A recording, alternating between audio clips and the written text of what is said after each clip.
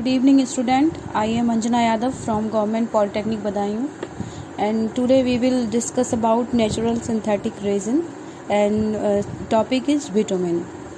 So this is our bitumen chapter और इसके बारे में आज हम समझेंगे। तो सबसे पहले हमें ये समझना है कि बिटुमिन होता क्या है। ठीक, तो इसका इंट्रोडक्शन पार्ट है कि ये एक रेजिन है जो कि एक नेचुरल रेजिन कहलाता है और नेचुरल रेजिन होने के साथ साथ इसको हम आर्टिफिशियल भी बना सकते हैं। बिटुमिन को हम पेट्रोलियम प्रोडक्ट से, क्रूड पेट्रोलियम से प्राप्त कर सकते हैं।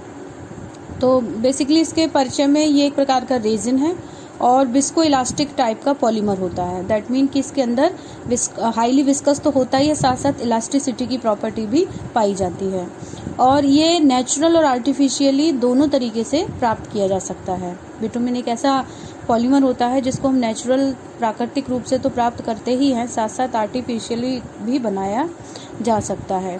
और इसको कहाँ कहाँ से हम प्राप्त कर सकते हैं? पेट्रोलियम से, कोलतार से निकाला जा सकता है, पौधों से, बहुत सारे ऐसे पौधे होते हैं जहाँ से हम इसको निकाल सकते हैं। ठीक है, और बिटुमिन और भी नामों से जाना जाता है, जैसे कि हम इसको एक पदार्थ होता है एस्फाल्ट, वहाँ से भी इसको प्राप्त कर सकते हैं, तार से निकाल सकते हैं, पिच से आप इसको निकाल सकते हैं। तो इस तरीके से बिटुमिन का इंट्रोडक्शन है। ठीक है, और एक चीज़ और है कि बिटुमिन को ऐसा नहीं है कि आपको केवल बिटुमिन के ही नाम से जाना जाता है। बिटुमिन के कई नाम होते हैं, जैसे कि अभी मैंने बताया एस्फाल्ट भी इसको कहा जाता है। इसको तार, जब कोलतार से निकाला जाएगा तो ये तार कहलाएगा, तो तार भी इसको बोला जाता है। तार मतलब टार, जिसको हम नॉर्मली टार्क बोलते हैं, टार होता है ये, और इसको पिच भी बोलते हैं। ठीक है, तो ये ब्लैक कलर में होता है और एक तरीके से पेट्रोलियम का बचा हुआ पदार्थ होता है, अशुद्धि होती है जहाँ तक मतलब जब हम क्रूड पेट्रोलियम का डिस्टिलेशन करते हैं तो वहाँ से जो लाइट वेटेड कंपोनेंट होते हैं वो सबसे पहले डिस्टिलेशन में निकल जाते हैं। बाकी बचा हुआ जो हाईली विस्कस सब्सटेंस होता है एक तरीके का, वो अशुद्धि होती है, तो वहाँ से हम बिटुमिन को प्राप्त करते हैं। तो इसके एस्फाल्ट, पिच, तार इत्यादि कई सारे नाम होते हैं जिससे हम बिटुमिन ना कहकर एस्फाल्ट, पिच या तार भी बोल सकते हैं। अब हम बात करेंगे कि प्लांट से इसको कैसे निकाला जाता है। जब हम प्लांट से बिटुमिन का शोधन करते हैं तो सबसे पहले पौधों से एक विशेष प्रकार का चिपचिपा पदार्थ निकलता है जिसको हम बिटुमिन रेजिन बोलते हैं। बहुत सारे ऐसे पौधे होते हैं, ये ज़्यादातर घाटी के इलाकों में पाए जाते हैं। साउथर्न जो हमारे क्षेत्र हैं, तटीय क्षेत्र हैं जहाँ पर समुद्र वगैरह होते हैं, तो वहाँ ऐसे छोटे छोटे पौधे होते हैं जो पेट्रोलियम कंटेंट जिनके अंदर पाया जाता है, तो वहीं से हम बिटुमिन रेजिन भी प्राप्त कर लेते हैं। जब हम बिटुमिन रेजिन का शोधन करते हैं तो प्राकृतिक रूप से वो और ज़्यादा क्वालिटी उसकी अच्छी हो जाती है। दैट मीन इसको हम बिटुमिन रोजिन के नाम से भी जानते हैं। तो यदि ये क्वेश्चन आता है कि बिटुमिन रोजिन क्या है, तो आप बता सकते हैं कि एक प्रकार का नेचुरल बिटुमिन रेजिन होता है जिसको हम बिटुमिन रोजिन बोलते हैं। ठीक है, और जब हम बात करेंगे कि पेट्रोलियम से कैसे प्राप्त किया था, तो पौधों से बिटुमिन कैसे प्राप्त हो रहा है उसकी बात हो गई थी कि पहले बिटुमिन रेजिन निकाला, फिर उसका शोधन कर लिया तो बिटुमिन रोजिन बन गया। ये इसमें कलर वगैरह भी आप ऐड कर सकते हैं। ज़्यादातर जो बिटुमिन होता है वो डार्क ब्लैक से येलोइश शेड्स में पाया जाता है। अब हम बात करेंगे यहाँ पेट्रोलियम से कैसे प्राप्त किया जाता है। तो पेट्रोलियम से, कोल तार से, प्लांट से, इन सब से बिटुमिन पहले रेजिन निकलता है और आफ्टर दैट जब उसका हम शोधन कर लेते हैं तो वो रोजिन बन जाता है। ठीक है, पेट्रोलियम से जो रेजिन मिलता है वो ब्लैक कलर में रहेगा और पौधों से जो रेजिन मिलता है हमें वो येलोइश कलर में रहता है। ठीक है, और एक चीज़ और है कि बिटुमिन जो होगा वो ब्लैक कलर में तो होता ही है। पिच जो बिटुमिन होता है वो भी ब्लैक कलर में पाया जाता है। ठीक है, अब हम बात करेंगे इसकी कुछ प्रॉपर्टीज़ के बारे में। चूँकि हमें ये चीज़ पहले ही पता चल गया है कि ये एक हाईली विस्कस सब्सटेंस होता है, इसके अंदर विस्को इलास्टिसिटी पाई जाती है, विस्कोसिटी इसकी बहुत ज़्यादा होती है। दैट मीन कि बहुत गाढ़े होते हैं, ये बहुत ही गाढ़े, गहरे, काले, भूरे रंग के ये विटामिन्स पाए जाते हैं। भूमि से भी इसको निकाला जाता है, जब हम कोल निकालते हैं, कोयला जब खनन किया जाता है ज़मीन के अंदर से, तो वहाँ से भी विटामिन मिल जाता है। अब इसकी प्रॉपर्टी जो है, सबसे मोस्ट इम्पॉर्टेंट प्रॉपर्टी है विस्को इलास्टिक प्रॉपर्टी। वो क्या है कि इसकी जो हाई क्वालिटी जो है, जितना भी मतलब जितना गाढ़ा विटामिन होगा उसकी क्वालिटी उतनी अच्छी मानी जाती है।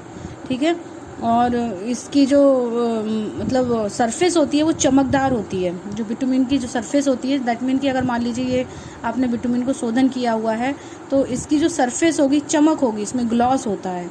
ठीक है, काफ़ी ये इसकी जो ग्लॉस प्रॉपर्टी है वो अधिक होती है, विस्कोसिटी बहुत ज़्यादा होती है, गहरे रंग का होता है। जितना चमकीला, जितना गाढ़ा काला ये विटामिन निकलेगा उतना ही बढ़िया माना जाता है ये विटामिन। और इसमें विटामिन में जो प्रॉपर्टीज़ होती है, मतलब इसमें केमिकल के तौर पर आयरन ऑक्साइड भी पाई जाती है और इसमें कैल्शियम ऑक्साइड भी रहती है। और इसके जो प्रॉपर्टी है, फ्लूइड्स की प्रॉपर्टी है, वो बिंघम प्लास्टिक की तरह व्यवहार करता है। आपने पढ़ा होगा फ्लूइड्स के बारे में। फ्लूइड 3 तरीके के होते हैं, 2 तरीके के होते हैं, न्यूटोनियन और नॉन न्यूटोनियन। न्यूटोनियन वे फ्लूइड होते हैं जो न्यूटन्स लॉ ऑफ विस्कोसिटी को फॉलो करते हैं। दैट मीन अगर हम उस पर शेयर स्ट्रेस अप्लाई करें तो उनके बिहेवियर में फ्लो होने लगता है, मतलब वो नॉर्मली फ्लो करते हैं। और नॉन न्यूटोनियन फ्लूइड ऐसे होते हैं जिनकी शेयर स्ट्रेस अप्लाई करने पर जो फ्लो टेंडेंसी है वो नॉर्मल ना होकर घटती या बढ़ती है शेयर स्ट्रेस के साथ साथ। तो नॉन न्यूटोनियन को भी क्लासीफाई किया गया है फर्दर 3 टाइप्स में, जिसमें एक होता है स्यूडोप्लास्टिक, एक होता है आपका बिंघम प्लास्टिक और एक आपका डाइलेटेंट फ्लूइड होते हैं। तो ये जो हमारा विटामिन है ये बिंघम प्लास्टिक प्रकार होता है, इसका जो टाइप है वो बिंघम प्लास्टिक है। आई थिंक यहाँ तक कोई ऐसी बात नहीं होगी जो आपको ना समझ में आई हो। विटामिन के बारे में जितनी भी चीज़ें थी वो हमने यहाँ पर समझ ली हैं, मोस्टली चीज़ें हमने यहाँ पर समझ रखी है। ठीक है, और इसके अलावा जो विटामिन की जो विशेषताएं हैं, वो विटामिन जो होता है वो लकड़ी से मिलता है। ठीक है, और विटामिन का उपयोग हम कर सकते हैं लकड़ी के जो उपकरण होते हैं उनको आपस में चिपकाने में, सेलिंग वेसल्स के रूप में इसको किया जा सकता है। कॉक एजेंट के रूप में इसका उपयोग किया जाता है विटामिन का। और एक चीज़ और है कि हम इसको जलीय वाहन होते हैं, जैसे जहाज हो गया, मेराइन हो गई और पनडुब्बी हो गई, तो उसमें भी इसका उपयोग किया जाता है। लेकिन इसका जो उपयोग होता है वो हम एक मतलब चिपकाने के लिए करते हैं, उपकरणों को आपस में चिपकाने के लिए इसका उपयोग करते हैं कॉक एजेंट के रूप में। कॉकिंग के लिए इसका उपयोग किया जाता है बिकॉज इसकी जल प्रतिरोधक क्षमता अच्छी होती है, इसलिए जो शिप बिल्डिंग्स होती हैं उसमें इनका उपयोग ज़्यादातर किया जाता है। और चूँकि इसके अंदर जल प्रतिरोधक क्षमता है, इलेक्ट्रिक इंसुलेटर है ये, इसके अंदर बिजली किसी प्रकार से प्रवाहित नहीं हो सकती है, और पानी को भी प्रतिरोधित करता है ये, और करंट को प्रतिरोधित करता है। तो इसीलिए वाटरप्रूफ वुडन कंटेनर्स में विटामिन का प्रयोग किया जाता है। ठीक है, और बाकी ज्वेलरी मेकिंग में इसका उपयोग किया जाता है। बहुत सारे ऐसे आभूषण हैं जो आजकल नए मतलब मॉडर्नाइजेशन का ज़माना है, तो ऐसे ऐसे मेटल्स के आभूषण चल रहे हैं न्यू मॉडल्स के तौर पे, तो वहाँ पर भी हम इसका उपयोग करते हैं। ठीक है, प्रॉपर्टीज़ तो आपको बता दी गई थी कि इसकी प्रॉपर्टी क्या है। फर्स्ट इंपॉर्टेंट प्रॉपर्टी है विस्कोइलास्टिक पॉलीमर्स होते हैं, this is the very most important property. और ये सॉलिड और लिक्विड में ना तो ये प्रॉपर सॉलिड होते हैं और ना ही ये प्रॉपर लिक्विड होते हैं, ये बीच की प्रॉपर्टी होती है, सेमी सॉलिड होते हैं ये जो फ्लूइड्स होते हैं हमारे, सॉरी फ्लूइड नहीं, फ्लूइड है, गाढ़े फ्लूइड है, दैट मीन कि इसको सेमी सॉलिड बोला जाता है। यदि हम इसको नॉर्मल रूम टेम्परेचर पे रखते हैं तो ये सॉलिड की तरह व्यवहार करेगा। ज़रा सा इसके अंदर जब हम शेयर स्ट्रेस अप्लाई करेंगे, फोर्स अप्लाई करेंगे, तब जाके इसके अंदर फ्लो होगा। दैट्स वाई ये एक प्रकार के बिंघम प्लास्टिक होते हैं, बिंघम प्लास्टिक फ्लूइड्स होते हैं। ठीक है, और बिंघम प्लास्टिक होते हैं ये, रूम टेम्परेचर पे ये सॉलिड रहते हैं और इनकी शेप को चेंज किया जा सकता है क्योंकि सेमी सॉलिड है। इनके अंदर फोर्स अप्लाई करोगे तो इनका शेप चेंज हो सकता है। और हार्ड होते हैं ये थोड़े से, इनके अंदर हार्डली आप फोर्स अप्लाई करोगे तब इनकी शेप चेंज होती है। और मूवमेंट बहुत कम होती है और टाइम टेकिंग होते हैं थोड़े से। जब ये फ्लो करवाया जाएगा तो ये टाइम टेकिंग हुए। ये न्यूटन्स लॉ ऑफ विस्कोसिटी को डायरेक्टली, जो फॉर्मूला होता है tau equal to d u upon d y, proportional to d u upon d y, इसको डायरेक्टली ये फॉलो ना करके जो बिंघम प्लास्टिक का फॉर्मूला होता है tau equal to tau not plus mu d you by D y, इसको follow up करते हैं। ये जो टाउ नॉट है ये थ्रेशोल्ड शियर स्ट्रेस है, ये एक्स्ट्रा एक एनर्जी देनी पड़ेगी बिटुमिन्स को। जब ये सॉलिड सेमी सॉलिड फॉर्म में होंगे तब ये जाके फ्लो करेंगे। जैसे आपने देखा होगा टूथपेस्ट का एग्जांपल है, बिंगम प्लास्टिक फ्लूइड है।